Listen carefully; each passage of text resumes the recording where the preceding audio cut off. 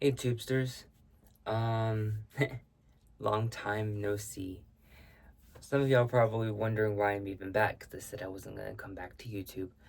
Um, but if you watched my replay on, my replay live on Instagram, you might know. I honestly, it's been so long since I've recorded a video, I don't even know where to look in this camera anymore. Um, I also say so much. I'm like extra fidgety and nervous. Uh, I low-key miss community, to be honest.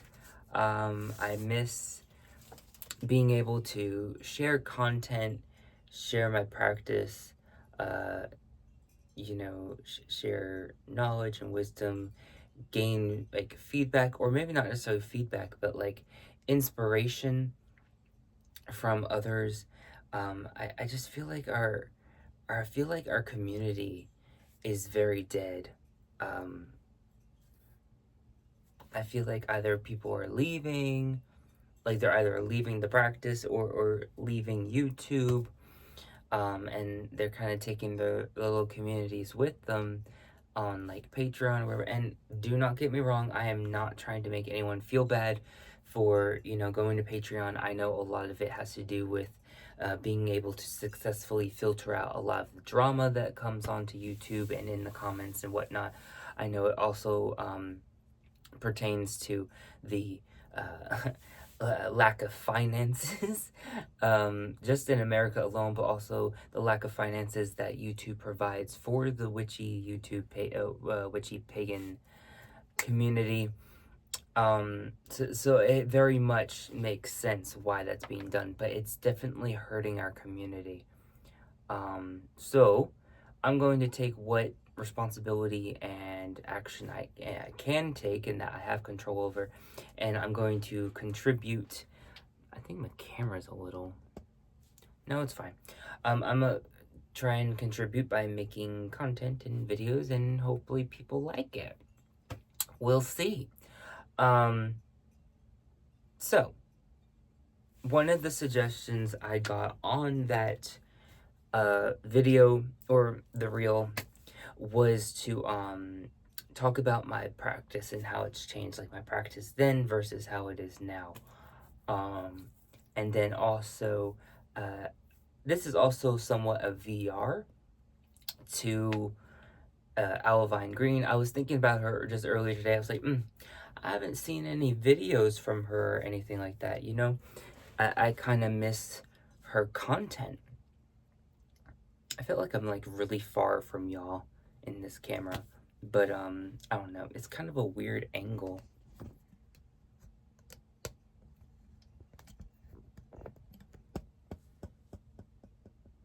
I guess that's better. I felt like I was cut off and just looked really silly. I don't know. I could just be stalling for all I know. I could just be insecurity, all that good shit. But anyway, so I watched her Q&A video, and her first question was the one that his name's Dylan. I forgot what his channel is. It's like Dylan the Magi or something along those lines. You should really check him out. I know for a while he was going live and was doing readings, so if that's something you're into, you could check him out.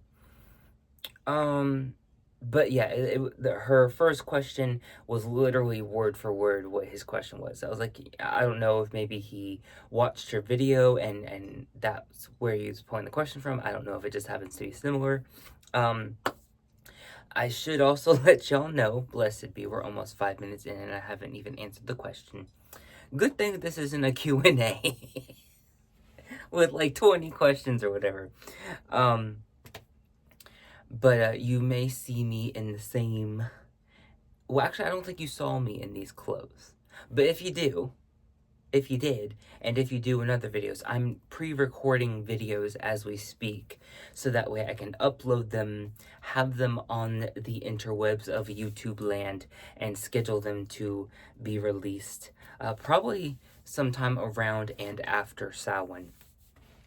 So I just finished filming my amethyst oil, or amethyst potion. I have it finishing charging right now. Oh, I forgot to share with y'all. We'll share with this just before I answer the question. So, I'm during this waning moon, because Friday, the day after the solstice, I think the solstice was astrologically the 20th, but I celebrate it on the 21st. What was I saying? Where was I going with that thought? Oh, it was the full moon. And so during this waning moon stage of like 2 weeks, because I think it's the 5th that the dark moon's on. I believe it's definitely in like first week of July. So during this time, I'm charging my, making some arnica oil. So I basically just put in a couple packets of arnica flowers. This oil was charged in the full moon. I have a selenite oil. I have to be very careful because all the oils, well, I say all the oils, it was just olive oil. All the like bottled jars of oil have selenite in them, but only one of them is actually going to be my selenite oil, which will be a video, so stay tuned for that. So this one has a selenite in here. Just to preserve that moon charge, right? And then there's also scratches on this jar. Uh-oh. There's also a hematite in here and some howlite, or a piece of howlite. And that's just good for like, the howlite's more good for like emotion. And actually, I'll make a video talking about arnica oil and when I also make my muscle ache salve and my joint pain salve. So I'll talk about the arnica oil then. But yeah, I got this going. I was going to share it with you, but I feel like it's just going to be a long-winded conversation, and I don't want this video to be too long. Also, check out my IG. I know a lot of people don't like bouncing from the platforms. Please bounce on the platforms for me. But you'll see posts of my, this new beautiful, obsidian frog that I will be using in ritual alongside with my Mulapenanochik, my death dirt. This is just a beautiful mix. That was in the live stream. You don't have to worry about watching the whole thing because I make it in the beginning. So you just can watch it in the beginning and you'll automatically see how I make this and all that good shit. I am trying to see if I can download that video and, you know, edit it to make it shorter to upload on here. I don't know if I can, so I might just do a video talking about the death dirt. And death dirt is different from cemetery graveyard dirt. Cemetery/graveyard dirt comes from those places of death, whereas a death dirt uses the symbolic energy of death. So just a little brief description of the difference. So this isn't me making a substitution for graveyard or cemetery dirt, though you could probably use it that way if you needed to. Well, actually, no, you couldn't because it has cemetery dirt in it, so never mind. Anyway, I digress. The point of this video, as we're almost 10 minutes in, or 9 minutes, what is my practice? Or it was something along the lines of what my practice then and now, like how has my practice changed or whatever. And I guess you can kind of see or hear some of the things of what's different about my practice and what things have stayed the same. If you've followed me long enough, you've probably heard me talk about amethyst potion before. I think I have changed the recipe. I think I don't think I originally had snake skin in it. I don't remember.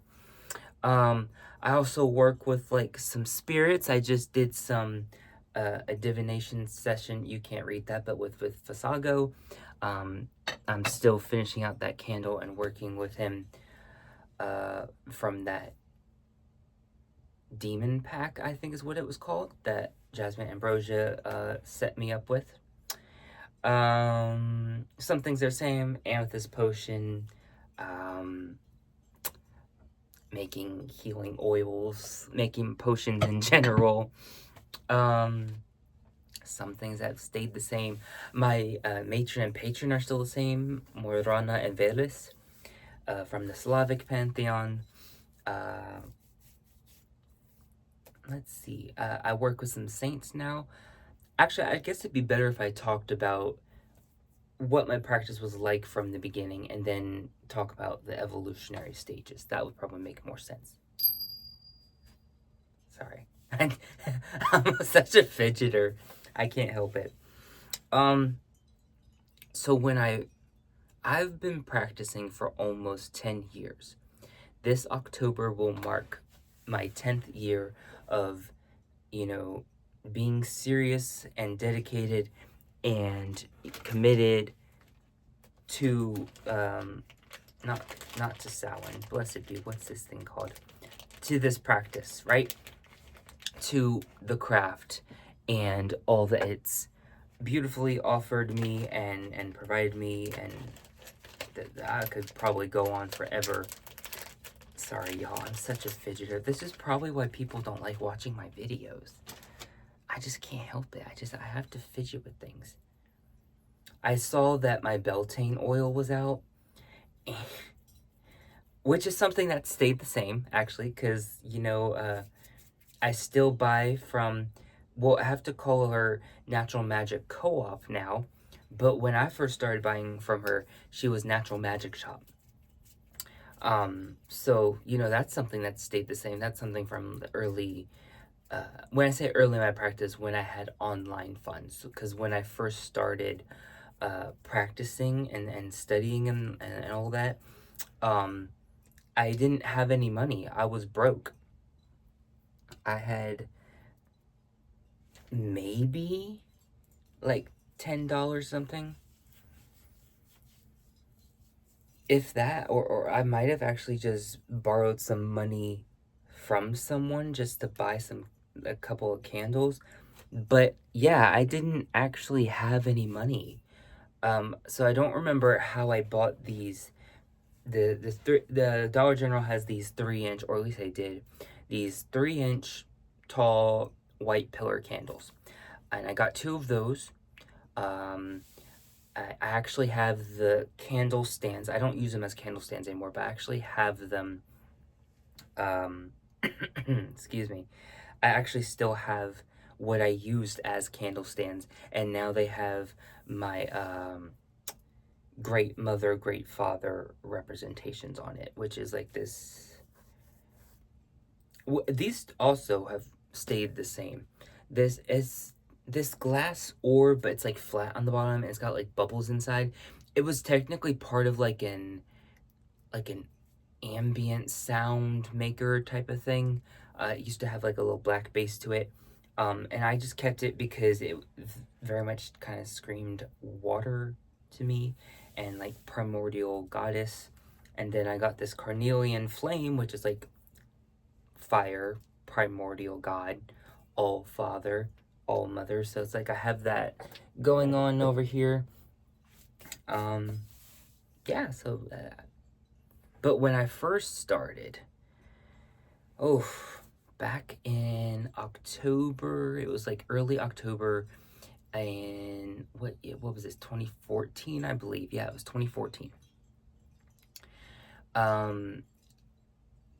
All the stuff to set up my altar was like used, hand-me-down, or leftover from the previous tenant or whatever, or bought for me, right? Because I had no money. Fun fact, I used to be a welfare witch. In fact, before I joined the military, I was unemployed, struggling to find employment, because no one wanted to hire the gypsy witch. Another fun fact, gypsy is a slur. Conversation for a different day. And it was a Bible thumping town. I'm really glad that I'm not living there anymore. Magically speaking, really awesome. Could get railroad dirt right across the street. could get railroad spikes from there, as well as sometimes had a local tree spirit that was really beautiful to visit. Gave me my first official wand. Technically, it's my second wand, but it was my first official one. Um, there's so many beautiful plants there. There was hollyhock. Just so many beautiful things. Magically, it was really nice, but socially and like people wise, neighborhood wise, it wasn't the best. Anyway, so the altar I had was about, I think, just like 18 inches wide, maybe roughly 12 to 18 inches long, I guess is what you call it. It was an end table. It was kind of an interesting shape. It was kind of circular, oval, like, but it had like edging designs on it. It was, I think, cherry wood. I don't know. It was like that dark reddish brown, super polished, kind of great grandparent wood table. If you can catch my driftwood. So I had that as the base, and then the previous people that lived in that house, they left these sheer black curtains in what was my room. And so I think I took, because they were so sheer, I think I took both of them down, put them together, and then also fold them in half to make it also thicker and more solid black, but also because it was long and I wanted it to fit on the table, and I used that as the altar cloth. And I had these, what were candle holders, were originally my mother's, and they were actually lamps. They were like, the lampshade was like this white and dusty rose, almost marbleized and frosted at the same time, glass, tulip, scallop top edge type of thing. And they have these like little cherub cupids on the stem, and they didn't travel well. And the shades shattered, and one of the bases broke off. The stand portion is metal, and I did try to fix it. I glued it, and then I think I was gonna turn them into like candlestick holders. But she didn't want them, and I did. I loved them. They're something very nostalgic for me. I remember just staring at them as a child and just loving them. I never really thought that I would keep them. I didn't think I loved them that much. But yeah, so I really appreciate having them. And now they hold what I told you they hold. But originally the 3-inch Dollar General white pillar candles just fit perfectly on there. So I set those on there for the god and goddess. If you can't tell, I was stirring off Wiccan. Gosh, I don't even remember what else I had on there, because I didn't have any tools. I didn't have a wand. I didn't have a theme, a cauldron, or anything like that. I can't remember. Maybe like I put like a journal book and a pen, maybe, or something. There was some other stuff I put on there, but I can't remember what else it was. But that was like my first altar back in October of 2014. I was like 19 years old. Just graduated high school. I graduated high school a year late because I started a year late. Yes, that means I was a truant for a year. We're just learning all the things today. But so let's see, I graduated in May, June, July, August, September, October. So I was like only 5 months out of high school, and we had just moved to Illinois. Well, actually, that's not true. We moved in August, and then we had to move again because the first situation wasn't working out. And that's how we got into that house. Some of y'all may remember from like earlier vlogs and stuff like that what the house looked like. And when I showed you like our yard and some of the like honeysuckle that grew in there, I harvested the honeysuckle sometimes. It was really cool. Daffodils that grew there, the little fairy tree stump that I had, the tree that I planted. Oh, it was growing so big. It was like, I think, almost 3 feet tall the last time I saw it. That was about 2 years ago. Let's see. Then where did I go with that? I was only Wiccan for like, I don't even think for a whole year. I have to sneeze, excuse me. Ooh, blessed be.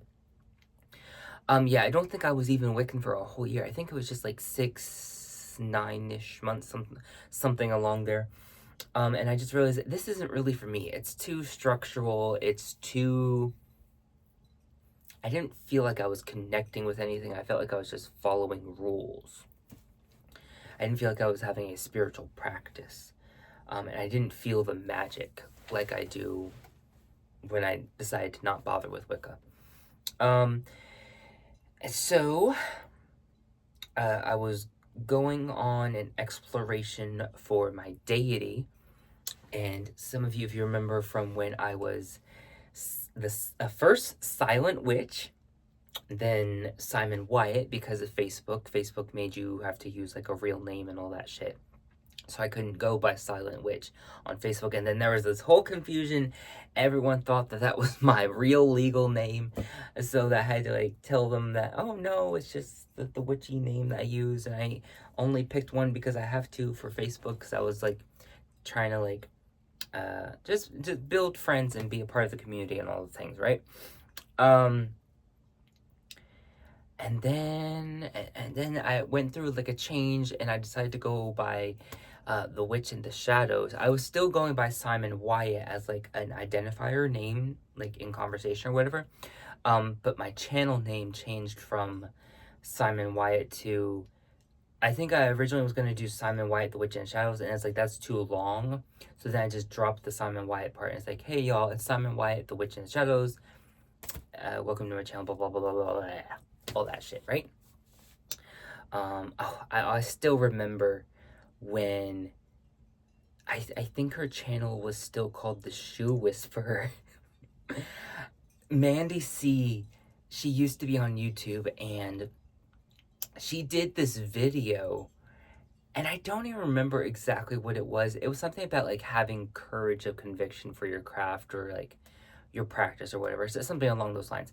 And it just really inspired me to, because when I first got on YouTube, I didn't talk, I didn't show my face, it wasn't my hands, it was just like slideshow videos with like pictures I found on the internet, and then I would like have like typed in little blurbs and stuff like that, like kind of like some of the sketchy videos you may see, like talking about herbs or crystals or angels or something like that. Like it kind of looked like one of it looked like those videos, honestly. So when I saw that video, it just instilled this like desire and courage to talk and show my face on videos. And I remember I did like this whole like little face reveal video type of thing. And I think that's also partly why I changed from Silent Witch to the Witch of the Shadows, is because like I didn't really feel like I was silent anymore, so I didn't feel like that name was like appropriate. I didn't feel like it suited me. So between Facebook making me create a real name, so I could have an account, and then also just not identifying with Silent Witch anymore because I wasn't being silent, like you were hearing my voice and everything. I went through that little channel change. During that channel change, I was doing, you know, tag videos and vlog videos and let's make this mix and this oil and all that good shit. And I was also trying to find my matron and patron. Now, that was also during the time where people were saying you didn't have to, and I say during this time, but they still say it, where you don't have to have a matron and patron. Very true. I wanted one. And the reason why is because I wanted something that was like a pillar in my practice. At this point, I had not met, that's such a weird way to say it. I hadn't spoken to Baba, and we hadn't, begun my training and teaching me the culture and the practices and stuff like that. Because someone else. So, I feel like I've talked about how I'm like supposed to be the Raj tentatively March of 2025. If the trial goes well. Trial is a very strong word for people that don't know what that means. It's not like judicial per se. It's not courts and all that. But it was originally supposed to be someone else. So that's why she wasn't in my life like that and wasn't teaching me the things. When that person backed out and declined, then that's why I've become the next person and why I'm here now. But we'll continue explaining. So, because she didn't really, like, come into my life until I'd already found Slavic deities, and she was watching my videos and realized that I was doing this practice and stuff like that. But before I found Morana and Veles, I'm trying to remember who I think originally, and this was when I was Wiccan too, I think it was Kernunos and Arianrod that I was working with as like a matron and patron. Because I always liked the whole horned god, moon goddess type of thing. More so earlier than now. But I liked it. It was really cool. It was a really cool concept. So I realized that they weren't really matrons. They weren't pillars of my practice. Like, I had a relationship with them, and we had experiences and whatnot, but like they weren't the ones that were like guiding me magically and spiritually and like bestowing wisdom and lessons and stuff like they weren't my matron patron essentially, right? So when I diverted from Wicca, I still wanted a matron and a patron. I wanted that balance. And I'm trying to remember, I think this is when I turned to Hermes and Hecate. Got very quick results. Definitely had experiences with them. It was really cool, but also realized there wasn't a harmonious relationship with them. That's not true. They worked well together, but it was like it just kind of felt like business partners. Like, they're just very independent deities. So I was finding it better to work with them independently, and I wanted a matron and patron that I could work together with, and that their energies blended together well, and they could share space and not be too dynamic, where it's like I have to look over here and give my full attention to you, and then look over here away from you and give my attention to you now. Like, you know what I'm saying? Like, that's kind of what Hermes and Hecate was like. Like, Hecate is just this grandiose power energy, and Hermes is the same way, but in different ways. And so it's like, it was really hard to work with them together. So I was like, okay, this isn't really working, but I don't want to give y'all up. And then this is when I started with the whole having deities associated with the Sabbats, and a deity with the Esbats. So I work with Arianrod during the Esbats. She's kind of like a moon attendant, a lunar attendant. Like, she'll channel the moonbeams to the space and work with her that way.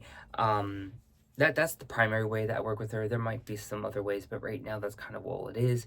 And then I haven't been working with Lou as much, but I also haven't been doing a lot of solar work. Earlier, years ago, I used to have a lot more balance of sun and of solar and lunar workings. I've kind of fallen out of the solar and lunar workings, but almost completely out of solar workings, and that's really just because of time and work. Excuse me. But technically, Lou is kind of like the equivalent to Arianrod in my solar workings. So I work with it. Oh, blessed be. I work with him as like a solar attendant to bring the rays down to my... Oh, gosh, I can't stop burping or hiccuping. To bring the rays of the sun down to like enchant whatever it is I'm working on.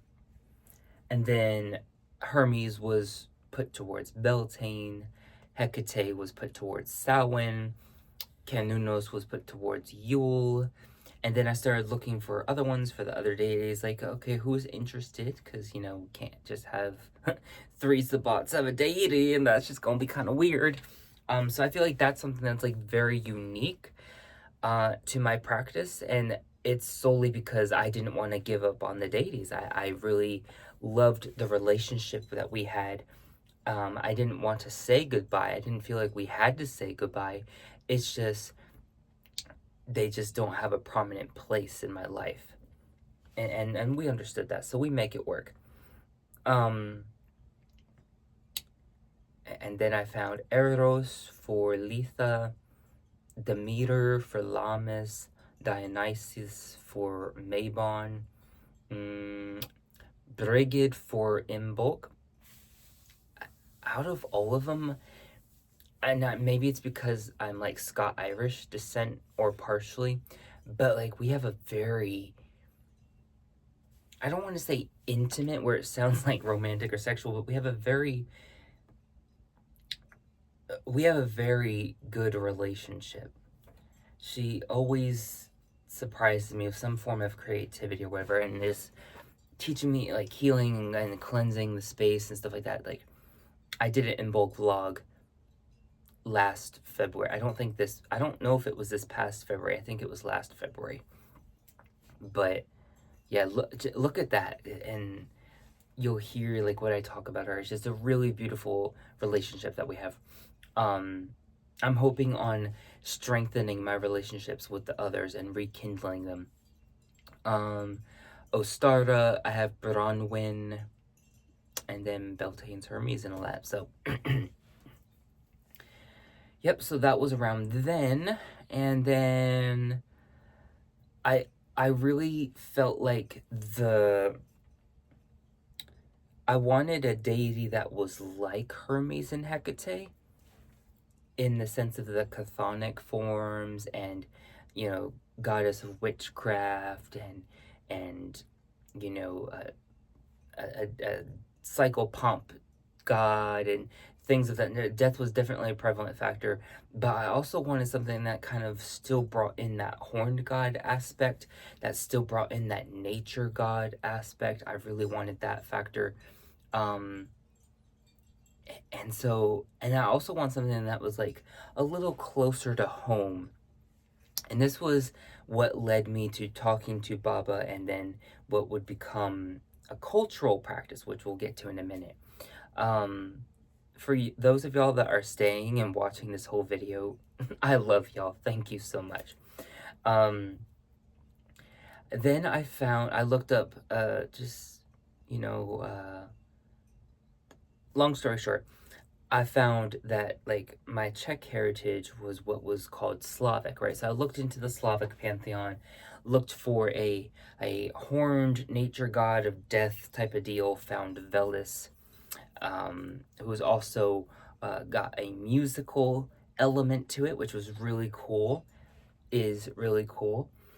And then looked into goddess of witchcraft and found Morana, and how she's also a goddess of not just like magic, but also death and winter, which is really cool because I'm a winter baby. I was born in January, so I was already really enjoying it. And then when I worked with them, it was just like instantaneous, and it was just like a perfect blend. And then I found like the first representations that I had of them were actually these rag dolls. I don't even think the Etsy shop is open anymore. It was like Stitchin' something, and I still have them. I put them in a shadow box and they hang above my bed. If you watch the IG reel or live stream, you should see it in the background. You should see like these 4 herb bundles. It's like right above that box is right there. And they're sitting there, and I really loved having them because like everyone had no tea, no shade, no judgment, no hate to what people buy for their altars, but I wanted something a little different, especially in a celebratory sense of, oh wow, I finally found my matron and patron. I just wanted it to feel unique, right?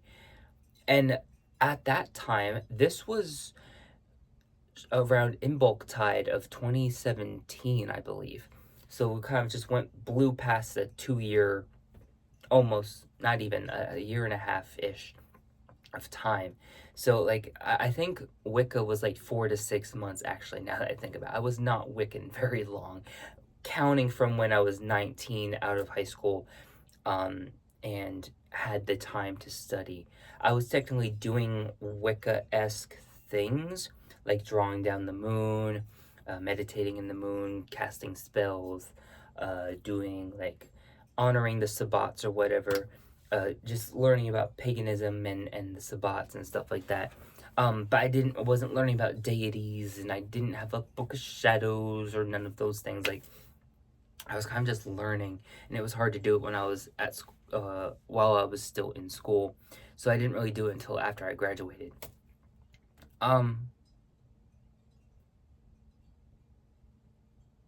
I thought I heard something fall. Okay. Anyway.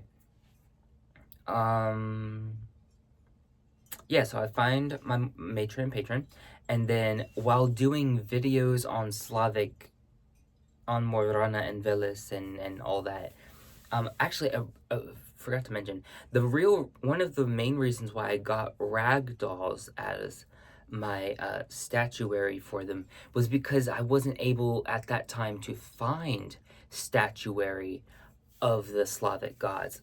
And I think the rare time that I did, I wasn't able to find ones that would be like a good set. Like that one would be taller than the other, bigger than the other, different colors, whatever. So, it was the Slavic pantheon was not very popular, like it is now. Like now you can find a lot of uh, mostly wood carvings, which is still pretty unique because a lot of the deity statues that you can find of the other pantheons are like resin or stone or something like that. So it's really cool that with the Slavic pantheon, it's more wood based. It's just there's a lot more pagan earth roots in the Slavic pantheon, or in Slavic witchcraft and magic and pantheon. Working with trees and woods is a big thing, so it's really cool that a lot of it's wood carvings. But that was a big reason why I got ragdolls, was one, to be unique. I wanted something that was a little artistic and crafty, support a small business, and then also were a little more similar in depiction and stuff like that. And that's why I found them. And I put them on the altar. I was doing things. And then Baba, started training me to become the Kralis, the future Raj. And I was learning about Bomestine, the language, and Halacha, the way, the traditions, Traditsas,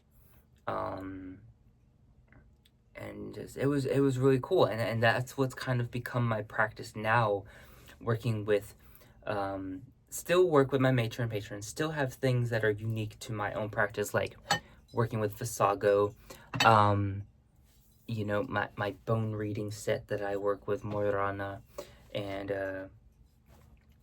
my Slavic rune sets that I use with Velis. So I still have that's uniquely my practice. But then there's also like my Mokosh practice, that's Bohemian in nature. The way that I set up my altar is Bohemian in nature. Just it's become a lot more of an ancestral and cultural magic practice, very folk practice. It's a very interesting experience because a lot of people, again, no tea, no shade, no judgment, to hate, love that they're doing this, but there's something to be said about having your folk practice come from a book. Nothing's wrong with that, okay? Don't have me confused. I'm not saying that's a bad thing, but there's just something different. It's like when you are learning how to cook on your own versus when you're taught how to cook from family. You know what I'm saying? And you learn like those cultural recipes or those family recipes, or they teach you those little things of wisdom or whatever. That's what I'm talking about. you can't really get that from a book. There's a lot of authors, I don't know any off the top of my head right now, but I've heard over the years of people who practice folk magic or folk witchcraft or whatever that say, hey, this is a really good book because this author makes it feel like they're giving you family tips and tricks or whatnot. So that there's definitely that good supplementation out there. But it's never going to be the real thing. And I don't want to sound like I'm yucking people's yum. I hope y'all know that I would never be about that. I'm just really, I guess, stating an obvious at this point.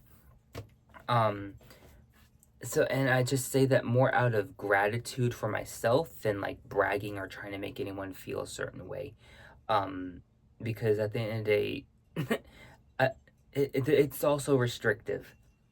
If I'm gonna be honest, there's a lot of rules and things that I have to follow because of my social standing and what I'm supposed to be like representing as and stuff like that. There's a lot of financial obligation, especially of recently. So it's got its pros and cons like everything, right? But my ancestral practice has grown tremendously. My ancestral altar has grown tremendously. Something that came with starting this cultural practice was working with saints, the first being Saint Sarah and then Saint Lucy. Those are kind of the main ones. So now I have like some saint work. There's like other cultures that are intertwined in here. It's like some Appalachian magic. So yeah, that's kind of the evolution of my practice. I hope it wasn't too much of a confusing roller coaster, and I hope it was still able to make sense. But yeah, there's still some things that are the same. Like, I still got my spirited dolls. I really need to move this one somewhere because it's always getting so dirty because of it being like right under my altar. Blessed be, I keep knocking you over. I really just want to show y'all the damn doll, but I just keep on knocking it over. So, those of you who have followed me the whole time, you probably remember her, Luna Nightshade.